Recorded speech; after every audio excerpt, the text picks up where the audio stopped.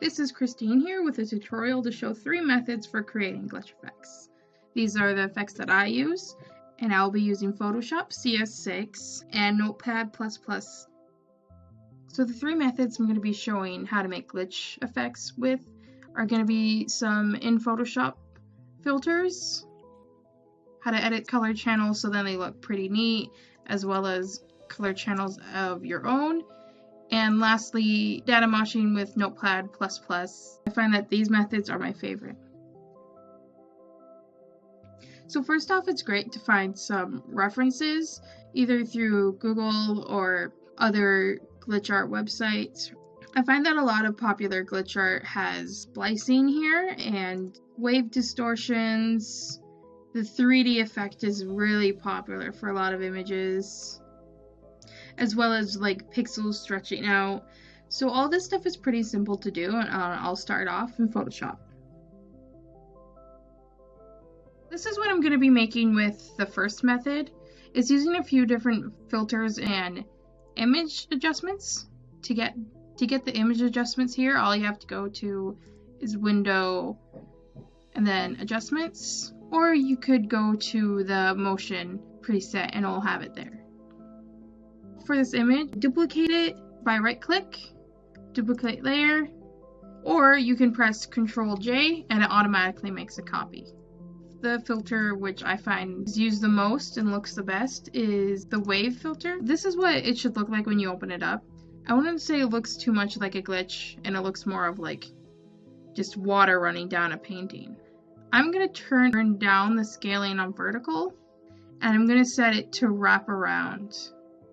Now the wavelength should be only horizontal. It's also good to change this type from sine to square. Amplitude is how much it can move around. This is up to you how much you want to move it around. It can get pretty crazy, and depending on the distance, it can look like a totally different image.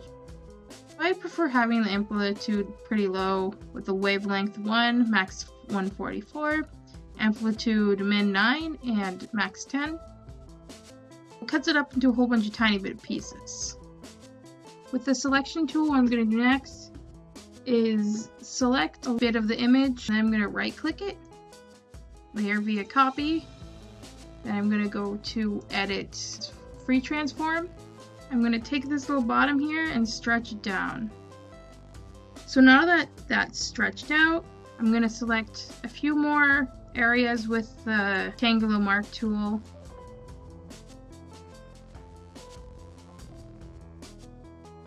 Now I'm going to do the same thing again, layer via copy. I'm going to use the Pixelate filters for this one. I find that all of these are good, but my current favorite is Mosaic.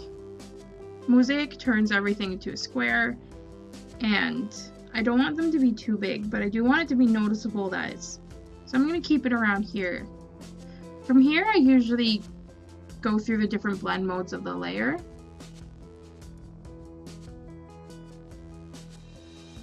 Now I'm going to add some more grain onto this image. Even though it's already pretty low quality, I'm going to create a new layer, go to the paint bucket tool, go from foreground to a pattern, and then select one of the default ones. So the default Photoshop patterns should include this grain right here. I'm going to play around with the blend modes of this grain effect. Another thing you can do, if you don't prefer the straight movements of the image, you can select another small portion of the image, duplicate that again, stretch it out, and then apply a wave filter on the stretched out part. I am going to use the sine wave. Lastly, I'm going to use the adjustments here so that it puts different filters over the whole image. First off, I'm going to add a bit of brightness. I'm going to adjust the curves. Remove a little bit of red. Add more green.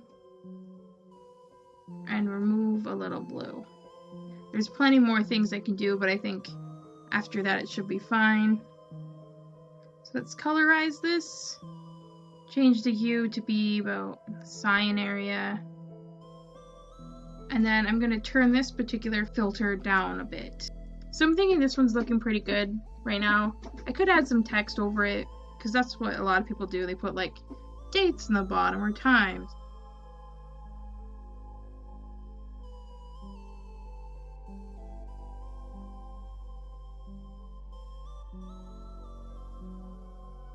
Next image I edited was with the color channels inside of a cave image. What I did is I duplicated the layer 3 times and made them cyan, magenta, and yellow. After that, I turned them all down to 43%, put them through various blend modes. So the cyan was on hard light, magenta was on exclusion, and yellow was on divide. Then afterwards, I moved the color channels and edited them with the... This time I'm gonna select the blue channel, move it over to the right. So you can do big steps of moving over while holding down Shift and arrow key, or just little bits at a time. And then I'm gonna take the green channel, Control T again, and move it up a tiny bit. So you can start to get really distorted images from here. I'm going to use the wave filters that we used before.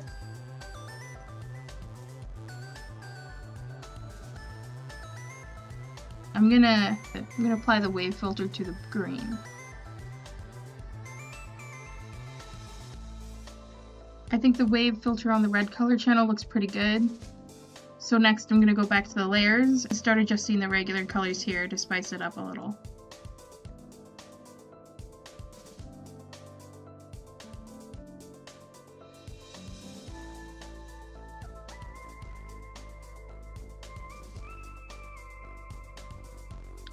I think I'll keep it like this. It's pretty neat. Now next is Datamoshing, so that's actually editing the hex code of the image. So for actually creating the glitches and images through corrupting the data, I usually use Notepad++. It's free to download, and it's just one of the easiest ways I found for just changing the code from there. So after you download Notepad++, if you just go to the plugins at the top and open up your plugin manager, and then you're going to want to scroll down the list of available plugins to the hex editor. Unfortunately, it is a bit unstable, so it may crash a few times, but it should be good enough to edit it. Now that the program's restarted, you can go to the plugins and hex editor should be on the list. You're going to want to view it in the hex code. Make sure to not edit the header, and I can type any letters from A to F and any numbers. So I'm going to save this out, file save as. This one's a PNG, so I'm going to keep it as that. Just in case, I'm going to save it as a separate than the original. Look at that. Wow. So all that was done was I changed this here. That's pretty good.